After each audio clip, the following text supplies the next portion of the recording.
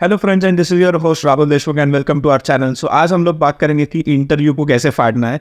तो till my career अभी तक मेरे 7 years प्लस एक्सपीरियंस में मैंने ऑलमोस्ट 70+ इंटरव्यूज दिए हैं। आई नो दिस इज बहुत ज़्यादा ये नंबर है, फिगर है, but believe me this is real. मैंने बहुत ज़्यादा इंटरव्यूज को अपीयर किया है and I have been fairly successful in cracking most of this interviews.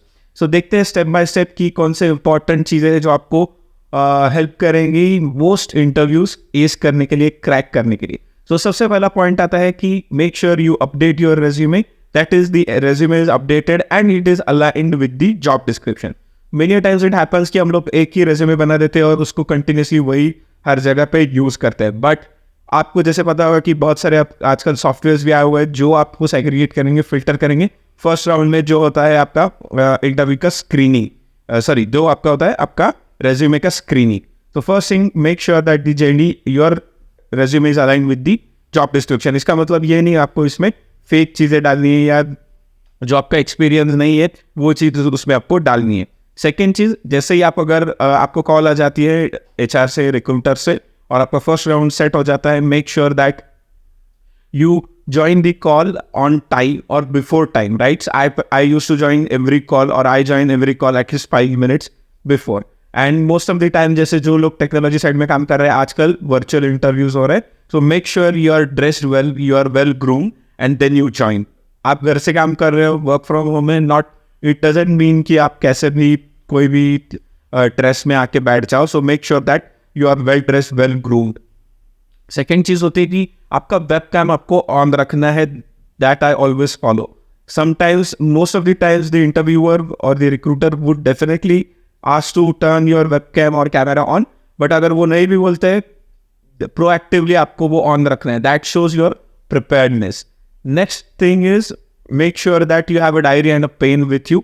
Most of the interviews जो मैं अपीयर जिसके लिए मैंने किया हुआ था, हर इंटरव्यू में मुझे कोई ना कोई राउंड में सिनारियो बेस्ड क्वेश्चंस आए थे, और जिसके लिए they ask you to note few things, right? The business case और the use case.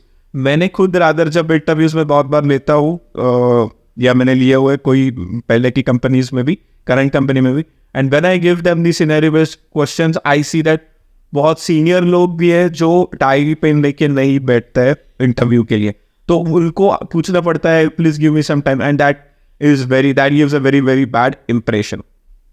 Next thing आपका आता है कि prepare a very good story, because first question आपके लिए होने वाला है introduction. So you have to give your और you have to introduce yourself. बहुत एक अच्छे से एक स्टोरी बना के रखना।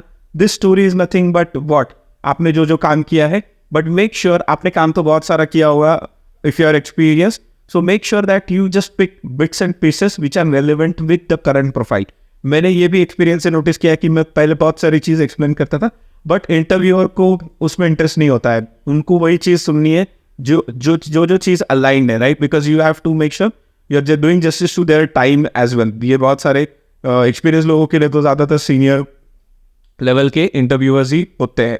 सो make sure you prepare a very nice story line based upon the experience and the job description.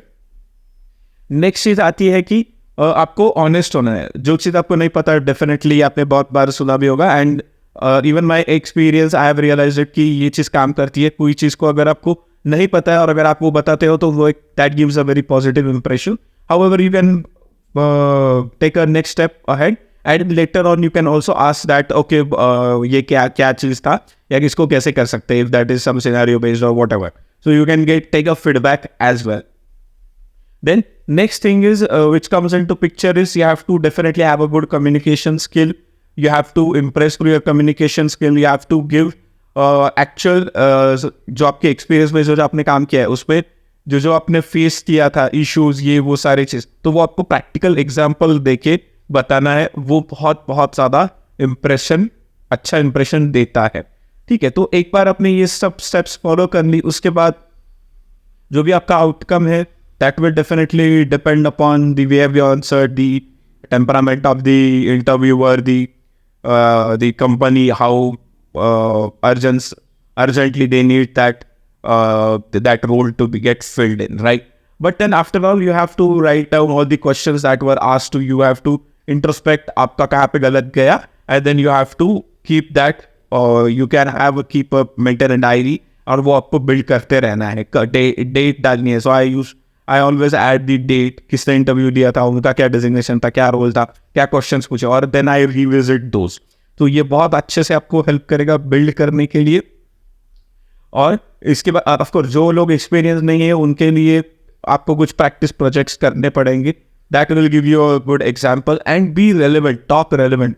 जितने भी मैंने इंटरव्यूज लिए हुए हैं उसमें मैंने आई हैव ऑब्जर्व दैट कि बहुत इरेलेवेंट लोग चीज़ बोल देते हैं, बात करते हैं, तो that doesn't make a sense and it gives a very very bad impression. ठीक है, तो ये सारा आपने कर लिया. फॉर्चुनेटली आप सिलेक्ट भी हो गए, या आपको कुछ रिप्लाई नहीं आता है may be first round, second round, third round के वक्त. So important thing is we have to follow up with the HR or the recruiter. That also gives a good impression to the HR or the recruiter.